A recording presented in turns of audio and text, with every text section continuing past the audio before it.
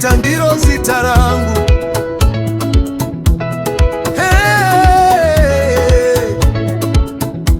Mwana wangu Rite, mwana wangu, mwana wangu, inzwa baba wako ndikuze upenyu. Nyika ino izere mpepo, usapeperetswa nemepo. Batamasho kwangu sa baba wako umaise mu moyo mako.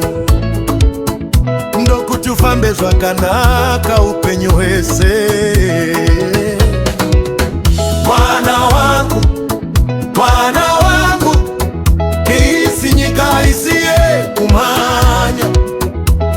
Vazhinji vakamanya nasi vava kuchema. Famba zvishoma nezvishoma, asi famba wakananga kumberi. Usachiuka semukadzi wa Loti, shoko ra baba rikuchengete mwanangu yoe.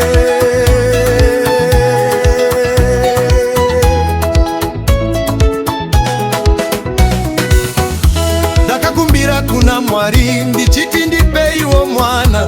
Nyasi wauya mupenyu wangu ndikakutumidza zita kuti Keisi.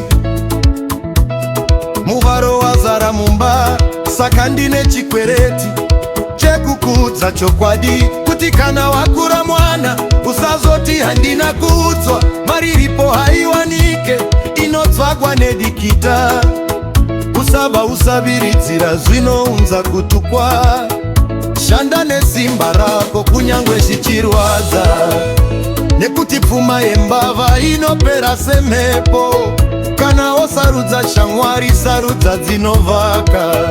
Ndinokudza chokwadi kunyangwe chichirwadza. Mwana wangu, mama wangu, inzwa baba vachitaura. Mukadzi akanaka anotanga pamoyo. Usanyengerwa nemaziso anonyepa panze. Tsvaga ane hungu anokuda kusvika kufa. Mwana wangu, mwana wangu, mai vako vakakuchengeta. Vakarara nenzara iwe uchiguta. Saka uvate vachiri vapenyu, usawamirira kufa. Pashoma pavawana usakanganwe sekuru na mbuya kangoni.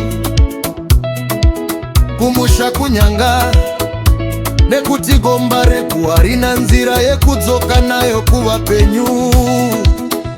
Yowe